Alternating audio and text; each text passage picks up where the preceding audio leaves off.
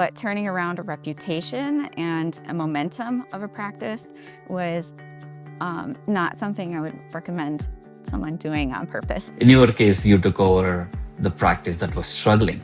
So I decided to go ahead and take a leap and purchase the practice. And then when I found out about all the issues after, that's really when the work started. And a lot of them were actually very angry to be contacted by the office. And I knew I had grit and I saw what needed to be done. And I just put my nose to the grindstone and started making the changes one by one until it started paying off. So no one's gonna care about it as much as you care about it. It's always great when you do have a happy patient that gives you a hug after seeing their new smile. Welcome back to Healthcare Business Growth Conversations. I am Rakesh. Today, I'm joined by Dr. Emma, owner of Printers Row Dental Studio and founder of Chicago Veneers. She acquired a struggling dental practice and spent nearly a decade rebuilding it. Today, we will talk about the journey, building a cosmetic dentistry brand, and the patient experience lessons she learned along the way. Dr. Emma, welcome to the show. Thanks for having me, Rakesh. Absolutely. Happy to be here. Absolutely. So, Dr. Emma, I want to start with the part of your story that immediately caught my attention during our previous conversation. So, most practice owners acquire something that's already doing maybe reasonably well. In your case, you took over the practice that was struggling. And I was just curious what made you to take on that challenge in the first place. Definitely. So one of the things that I actually found attractive about dentistry in the beginning was the opportunity to work for yourself and to go into owning a business and owning a practice. So after I came out of the Air Force after dental school, I went into private practice with the idea that I would buy into this big group practice I was working for, and that didn't necessarily work out for me, but I learned a lot, and it was a great experience going through that. And then during my time teaching at UIC, some of the brokers that I met kind of knew that I was looking for a practice. And one of them happened to know a dentist who had an office in the neighborhood that I lived in Chicago. And the dentist wasn't necessarily selling the office yet, but thinking about it. So the broker introduced me to that dentist, and we started talking. He had a really small office in a neighborhood called Printers Row in Chicago. And the things that I liked about it, that I kind of saw through rose-colored glasses, if you would, were that it was in a great location, very close to where I lived and where I wanted to live. And he didn't take insurance. So his practice was considered fee for service, and he had an emphasis on cosmetics and especially veneers. So those are the things I really liked about it and intrigued me about it. Some things that I saw that could be improved on were, it's an older office, old equipment. He had paper charts, electronic health records, needed a little facelift, all of that. That wasn't necessarily unusual, especially at the time, almost 10 years ago. But what I didn't see were a lot of the underlying issues beyond that. So I decided to go ahead and take a leap and purchase the practice. And then when I found out about all the issues after, that's really when the work started. Okay, got it. So you haven't changed the name, you carried over the same name from the previous establishment. I actually did do a rebranding. Okay. So it used to be called Printers Row Dentistry, and I changed it a little bit to Printers Row Dental Studio, Okay. just to kind of, put it out there that we're a little bit more higher level and still serving the Printers Row neighborhood. And of course, to be searchable online and have that Printers Row neighborhood in the name too. Got it. Yeah, that's interesting. So because from the outside, people often assume that once you buy a practice, like you're stepping into a stable business. But I'm guessing the reality can look very different. Yes, definitely. So one thing I didn't really, understand as well was when you do have paper charts and you don't have an electronic health record system, it's really hard to know exactly what's going on Hmm. in the business and in the office. So they were using Google Calendar to schedule, and everything was in the record charts. There was paper accounting. He was doing any metrics or KPIs on paper. And so a lot of that was really difficult to take a deep dive into the practice and see the true health of it. I also didn't know that or how difficult the employees were. There was only 2 employees when I took over. There was a receptionist and an assistant. He had no hygienist. He actually didn't believe in hiring hygienists. And working to turn all of that around was a lot. And really, the biggest difficulty that I ran into was that he actually had a really bad reputation in the area. So a lot of patients who we had the records for, we would try to call and reactivate them. And a lot of them were actually very angry to be contacted by the office. And yeah, so that was the biggest thing that took the most time, effort, and financial investment to turn around over the years. So if I had to do it all over again, or if I was going to find another practice to buy, a lot of the things are, the equipment is easy to replace. Even, finding new team members and all of that. And a lot of the normal things that you have to deal with are more straightforward, but turning around a reputation and a momentum of a practice was not something I would recommend someone doing on purpose. Well, I think you brought this topic very early on, so I'll continue with that. Usually, and I was supposed Hmm. to ask you that question towards the Sorry. end, but no, all good. Oh, okay. You brought it early on, so let me follow up on that question. I don't want to cut that over there. So, like, let's say you got into this deal, and then you thought that maybe upgrading some of the infrastructure over there might give you a little bit of a modern look, and then you change the name a little bit, and you stepped into the practice, and then you found out the EMRs were on the charts, and it was very tough, and much more, the existing patients were not happy with the service that they were getting. So if any dentist is evaluating a practice acquisition today, what are the biggest red flags that should make them walk away? I think really not ignoring that reputation or online reviews, especially now, they make such a big impact on a business. Fortunately, I feel like some platforms, maybe like Yelp, are not as important. Google, of course, is the all important one right now. But if there are any red flags, really taking that into consideration. When you do a startup, you start with a clean slate and you can build the office and the business on your own reputation and your own work. When you're taking over an office, a lot of what you're paying for is considered goodwill. And if that goodwill is not there, then really you have to think, what am I paying for? So if it's going to be really hard to keep patients in the practice, if it's going to be hard to get new patients, then why buy that practice as opposed to one where you're paying for that immediate cash flow that's coming from those patients being seen in the office. Like when you acquire a business, now there is always a gap between what you expect and then what you actually find, and then you realized all these issues. So, like, at what point did you realize the scale of what you had taken on? I think I realized it shortly after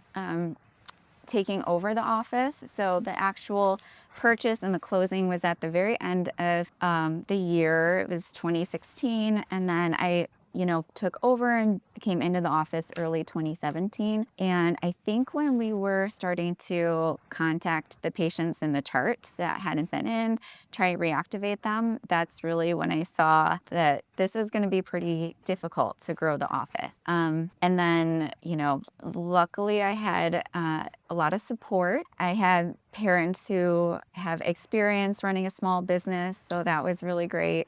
I had, I kind of bootstrapped it from the beginning.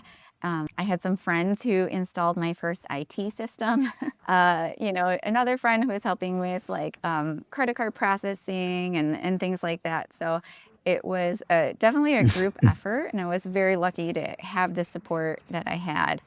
But I couldn't really dwell on it for too long. It was never something where I tried to back out or change paths. It was just like I believed in myself, and I knew I had grit, and I saw what needed to be done, and I just put my nose to the grindstone and started making the changes one by one until it started paying off. So, mhm, Yeah, so I just want to stay on the journey here because it's interesting, mhm, because a lot of professionals who dream about ownership always don't hear the reality behind it. mhm. So like looking back now, like what do you wish the broker had told you during the acquisition process? I'm not sure. It's a broker's job to make a deal, to close it. So I don't know that, there's really anything that needs to come from the broker, especially when you're doing something for the first time, owning a practice, buying startup. You don't know what you don't know. And you really rely on the professionals that you work with. So whoever is doing evaluation of the practice, who your lawyer is, who your accountant is, and I trusted them a little bit too much, I think, and I feel like I should have really dug in more. And now one of my sayings I picked up from someone is trust but verify. So use people that you trust, but really verify the information they're giving you. Dig in, try to find where the weak points might be or the loopholes, because it's not their business that they're working with. It's your business. So no one's going to care about it as much as you care about it. And it's really your future. So it's on you to, really analyze what they're telling you. Don't take it at face value. And I think that one thing that's nice now is there's so much information out there for free on the internet. There's things like ChatGPT and AI that could even help with things like that. So I really think that that's a valuable way to use those things, use those resources now. Yeah, I think ChatGPT, Gemini, or any other Mm-hmm. LLMs made the research a little bit easier than early, maybe pre-LLM era. Yeah. So yeah, I think you're right. Like someone has to do their own due diligence. We cannot blame anyone once we get into Mm-hmm. a deal. Yeah, and you can't even So trust AI, but it can help you to think through things. So. with the another dentist from Mm-hmm. Florida, like he don't know what kind of assets he own, like his Google Ads account or his Mm-hmm. Search Console account, or like he told me that he spent 40 days using Gemini figuring out what he should own, and then he reached out to me to verify everything. I was like, you would have reached out to me on day one before Uh-huh. spending 40 days. And then he was like, I don't know. At this point, I just want to know what I don't know. So Uh-huh. he just went down to that rabbit hole. Yeah. But he learned Mm-hmm. everything. So yeah, maybe the cost is the time here, but definitely it's gonna help you. Mm-hmm. Definitely. Yeah, and now you're into this business for almost a decade Mm-hmm. now. So, was there a moment when you felt, the turnaround was finally working for you? After COVID, COVID changed so much, I think, in the world, and for a lot of individual businesses too, for better, worse, both in some cases. So during COVID, we shut down for I want to say like 2 months, 2.5 months, something like that. During that time, I still just did whatever I could from a computer, from home, put some advertising out there. When we returned and reopened, there was really a lot of pent up demand. So I was working 6 days a week, full schedule with patients, a lot of things that I was just, I felt like I was just like putting out there and working on started to gain traction. And then we started seeing a lot of those patients come in. So that was really nice. I was still in the old office, and that's when I decided that that space was not going to work for me in the long run. So that old office was 3 operatories. It was in a very old, beautiful but old building. It wasn't functional. There was no central storage, anything like that. So just as my business was picking up and we were getting busy, uh, and I finally felt like more financially stable, I decided to go back into debt and do a whole new build out.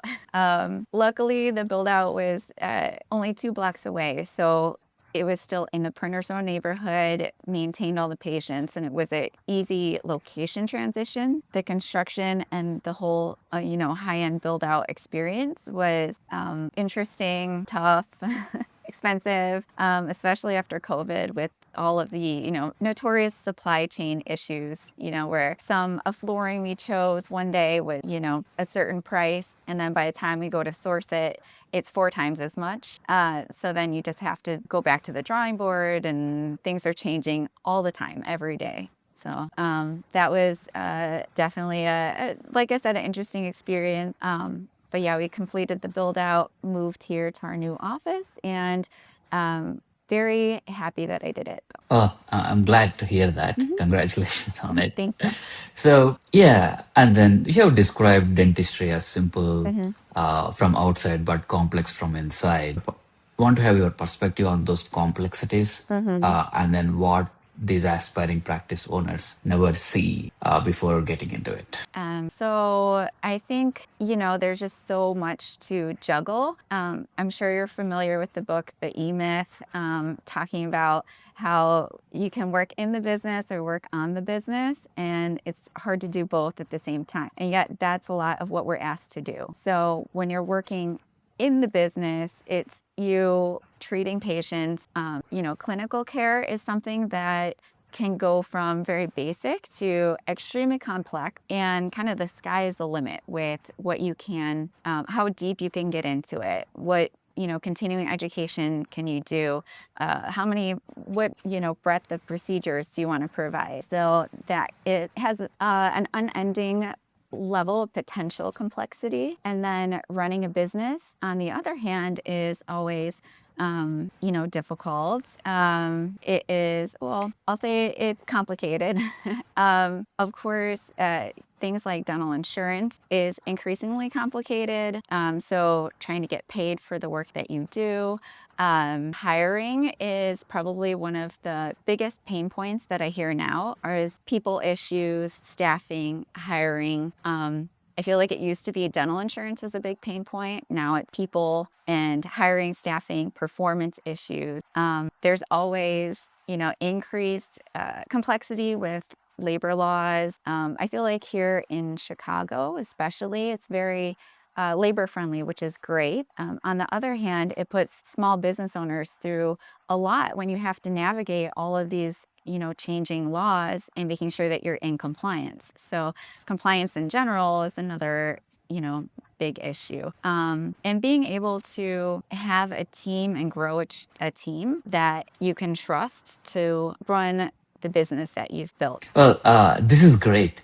I just want Go to ahead. ask you one more question on Mhm. insurance because during the starting of this session, you said you bought the practice that doesn't take insurance. It was a fee per pay or Mhm. direct pay Mhm. insurance, direct pay dental studio. Mhm. So did you start taking insurance right away, or Mhm. did you make the decision over a period of time? Yeah, so that was one of the changes that I made when I took over the practice in order to start growing it. So, sometime within that first year, I started accepting insurances out of network. So, I never went in network with insurance because I always had a vision of the level of care and the quality of dentistry that I wanted to provide. But I knew that when you're trying to attract new patients to your office, you are competing against a lot of other offices in the area. And a lot of them are corporate dental offices or chain dental offices that take a lot of insurance, they're higher volume. And so if someone is going to choose between going to an in-network dentist where everything's covered or coming to your office that they don't have a relationship with, they don't know who you are, or, that you can provide a higher level of care. In order for that patient to have a seamless experience, I started taking their insurance benefit. It's called assignment of benefits. So I started accepting insurance payments directly. The previous doctor was having the patients pay first, and then they would bill the insurance. So I wanted to improve that patient experience, and started accepting insurance payments directly, which I think was a great move. Well, it worked out for you, so that's really great move. Like that's a part of patient experience, right? Like you Mhm. just reduce the friction, and then you saw that there is a runway over there for you to fly. Mhm. So that's a great move. So I would love to shift the gears and Mhm. then talk a little bit more about the Chicago Veneers part of the business. Mhm. So, like, a lot of practice owners would simply add cosmetic dentistry as a service Mhm. line to the existing business, Mhm. but you took a different approach. Why create Chicago Veneers as a separate brand? Yeah. So when I took over the previous office, that doctor um, loved doing veneers. Also, he actually owned an asset that I took over, which was veneerchicago.com. So I knew that Okay. he had that. And I sort of like took it, and with the marketing team I was working with at the time, we developed that into a separate marketing avenue, specifically geared toward more cosmetic procedures. And my thought was that patients either want a dentist because they're looking for something in particular, which is usually cosmetic, or they need a dentist. So they're looking for a dentist near them because they need a cleaning, or they have tooth pain, or they want to stay healthy. So they need a dentist in that case, which is probably a little different than a patient who's searching out a dentist because they want to look better, they want to feel better. They want these more elective cosmetic or higher end procedures. So, and that's really my passion and what I love to do. So, I wanted to be able to attract those patients and make it very known that these are things that we do and these are services we provide, instead of being a general office that happens to do veneers or happens to provide cosmetic work as well. And I thought it was also important to have both avenues, partly, because cosmetic dentistry can be dependent on the economy and how people feel about, the economy at that point in time. So if, things are not going well in the market, they might not be investing money into more elective procedures, or things that, are going to have more draw when people feel good about that. Well, that makes sense. So Mhm. you created a brand for the needs, and then you created a brand for a want. So Mhm. it just kept both of them distinct. So Mhm. just from the patient perspective, like, Yeah. how are cosmetic dentistry patients different from general dentistry patients, Mhm. and how they evaluate providers and make decisions? Yeah. So general dentistry patients, I think, tend to be more local. So convenience is key, especially when you don't want to be there. You want to make it as easy as possible to come in for, go in for your 6-month cleanings. You don't want to have to drive a long way. You want more convenient, like I mentioned, less friction. If you're looking for more cosmetic procedures, you are looking for someone that you trust them, you like their previous work. Those patients tend to travel a little bit further. So, we've had patients come from other states, for example, for cosmetic work. And it's really in both cases, it's a lot about trust and your patient and provider relationship. But I think that it's just a little different when patients are looking for more of the cosmetic side of things too. Like whether it's healthcare or professional services or even Mhm. retail, like, the one common denominator is a trust. Like trust Uh-huh. plays a huge role in buying decisions. So what have you learned about the marketing and trust building through Chicago Veneers? I think that, one of the things that I could improve on with the marketing that has been, that's still difficult for me, and I think it is difficult for a lot of providers, is really like putting yourself out there on marketing. So letting patients who may not have come into your office yet really see you, your expertise, your personality, the culture of your office. And those are things that can make them feel a lot more comfortable before they come to see you. I think that that's an area where I could definitely improve on. I'm not the best at it. I'm no influencer. I have no like course to sell or anything like that. But I think that is increasingly more important as time goes on too. Yeah. So, like a while ago, you spoke about the Mhm, insurance and then the patient experience part. mhm, I just want to dig in a little bit more about mhm, the patient anxiety with the dentist. mhm, So, how do you effectively manage the patient anxiety, and then mhm. where do you think most practices struggle in addressing that effectively? Yeah, so we, do what we can with the environment. So I build the office with more calming colors to be inviting, more of a relaxing environment. We do have our comfort menu, so we have a whole lot of amenities that we offer. They can have a blanket and a neck pillow and put Netflix on, headphones, all of that. Those things are really important. But I think what a lot of people miss is that you, as a provider, need to give off a sense of calm as well. So the more centered and calm that you are, the more that the patient will pick up on that. So one of the more difficult things that I forgot to mention before about, being a provider, running an office is sometimes you have to go from a really difficult situation or high stress situation and then walk into the next room and, let it go. Just not pretend it didn't happen, but, let it go, put that away for later. Be present with that patient in that moment because you don't know what they're going through. You want them to have a good experience. You know that this is a stressful environment and something that might not be easy for them to be here and have something done to them with their mouth wide open and they can't see what's going on. So really taking a step back and making sure that you as a person really are not adding to that anxiety too. Yeah, got it. So, Mhm. on the same patient experience line, Mhm. like what role does the front desk play in patient experience, and is it sometimes underestimated? Yeah, the front desk is huge when it comes to patient experience. So they're the first person that a patient might talk to when they call. They're kind of like the face of your office. So, so many times, you might call an office and the person, well, let me put it this way. So, one thing that I try to instill in the people who work at our front desk is that we're really there to serve the patient. So you want to keep the patient perspective in mind.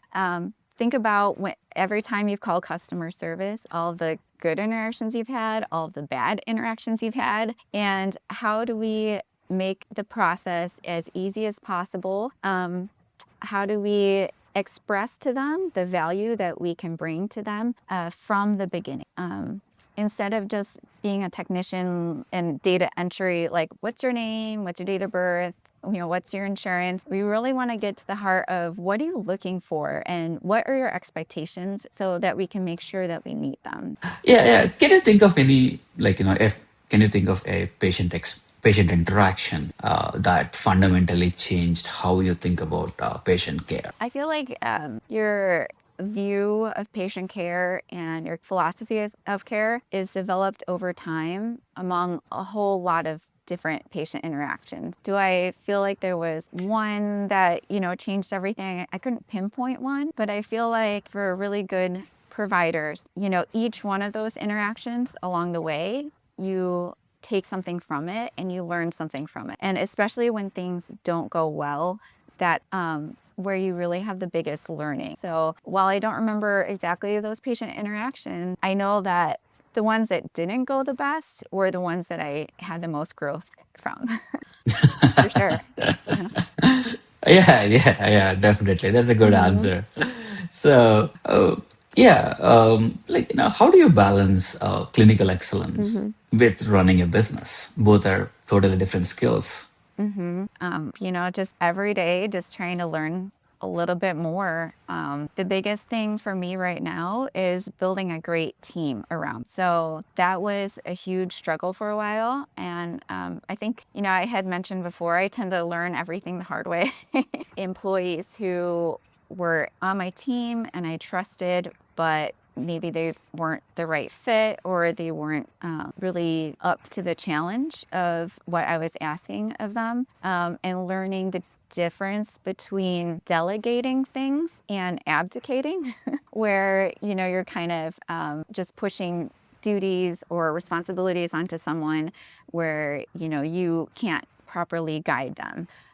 So having the wrong people in the wrong place, asking them, to do things that you weren't prepared to lead them to do, and then not correcting the situation fast enough. So in the past, and it's still kind of something I struggle with, is when that something's not right. I tend to be very optimistic, which is probably how I ended up in my first acquisition. I tend to be very optimistic, and I'm like, okay, maybe this person will change and this person will get better. But when really, it's much smarter and really important to change steer the ship into the direction you want it to go and make that change faster.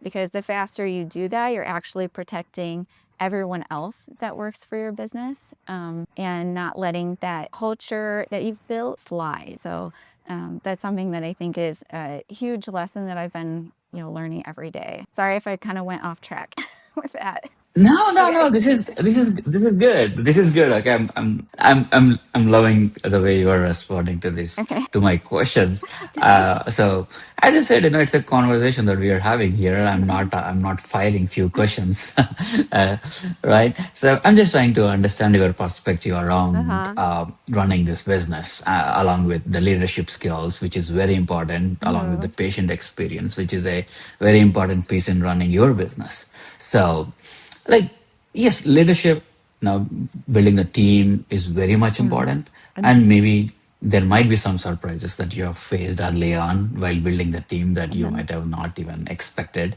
So it's good that you are covering all the topics. Hmm. So, like, I know you said now bringing on the insurance Hmm. into the practice has worked much better for you. Hmm. Is there anything that didn't work as well as you thought it would? With the poor reputation of the previous doctor and his office, he actually had an awful, awful Yelp page. Um, and when I rebranded, I started a brand new Yelp page, and the Yelp actually reversed that and then merged my page with his, and wouldn't let me separate them. So that was something that his old weird reviews about just strange, and they were strange. I mean, if you want to have a good read, go on my Yelp. A few years later, I contacted them again. They're like, well, you could start a whole new page. Just we need a bill of sale and like this and that and everything. I just sort of dropped it and didn't deal with that. And I still to this day, there's still some old reviews on there, and I'm just not worried about it anymore. um, Yeah, it's been a decade, so you yeah, built good yeah, reputation on top of it. and. So, like, let's say, if you're acquiring a practice tomorrow, Mhm. like, what would be the first maybe three things you would evaluate? Yeah. I think, active patients is always important. Like, are the patients actually coming into the practice? How many patients are there? What are your areas of opportunity? So, if you do want to make changes, um, where can you grow the practice? And the profitability. So, of course, revenue is important, production is very important. but really seeing the overhead too. So production, collections, and overhead. So, there's all these practices. Oh, it produces this much, or the revenue is this much, but what are their expenses as well? And is that something that you can maintain, or are they running a super lean practice and you're going to have to make a whole bunch of changes, go into more debt?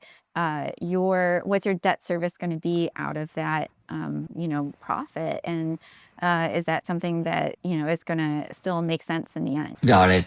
Ooh. So, like, was there ever a point where you Mhm. questioned whether acquiring the practice was the right decision? Oh yeah, I actually had at one point I decided not to purchase it.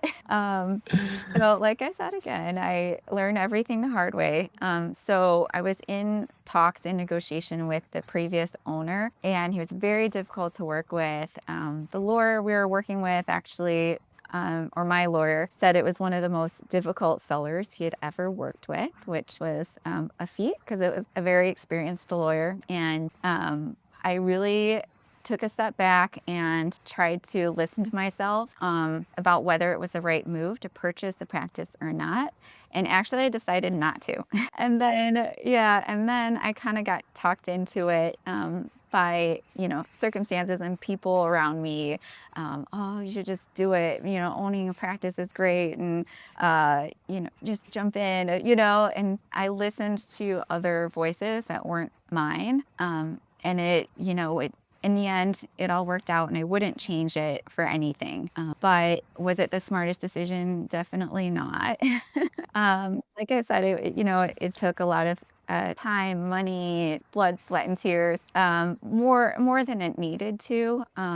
But through that, one of the biggest lessons is to really listen to yourself and listen to your own intuition, and try to make the decisions and actions that align with that instead of letting other people, um, or the idea of ownership really sway you into a direction that's against that. Yeah, I can understand.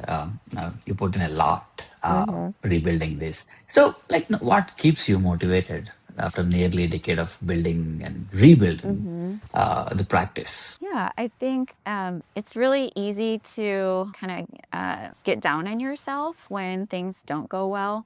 But in the end, being proud of the experiences that I've had, of the lessons I've learned. I love the team that we've built now. And having, it's always great when you do have a happy patient that gives you a hug after seeing their new smile. It's very rewarding, very satisfying.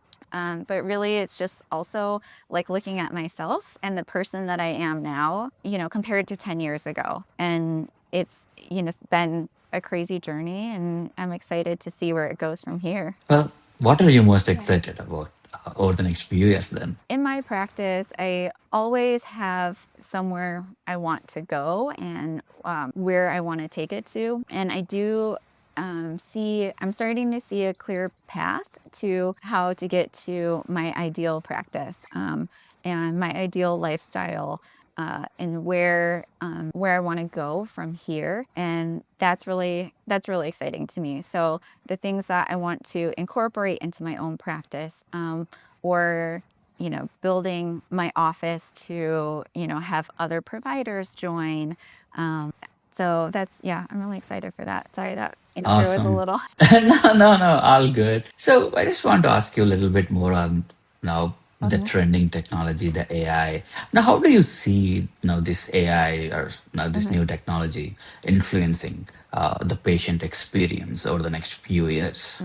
I feel like everything is changing. It's just options that are out there. The technology that's out there is definitely like changing faster than ever. And trying to keep up with that is, a whole a whole nother complication to running the business and trying to provide a great patient experience. So they have AI now that helps you read x-rays and show patients what you see in the x-rays. They have, customer service AIs, which I'm not sold on yet. Oh, But yeah, helping with charting and notes and all these things. The difficulty as a business owner is that all these different companies are popping up that are helping to provide a service. And then, companies are buying out each other. So one software is trying to incorporate a lot of other benefits that it could provide. And then, so as a business owner, trying to, find out what's out there, get demos, trying to decide which ones to incorporate into your business. And then as soon as you have like this service, they might get bought out by another one. Just trying to choose what to incorporate to really bring value and what is something that's just going to be another subscription fee and another cost that is, lowering your bottom line without really, adding or having an ROI. yeah. So where can listeners learn more about you and connect with you online? So the best place to connect with me online would be my Instagrams. So I have Chicago Veneers and also Smiles by Dr. Emma with one N. Awesome. Thank you, Dr. Emma. Thank you for joining us. Thank you. I appreciate your time. I know it's a valuable time on Friday, so thank you for joining us today. Thank you so much, Rakesh.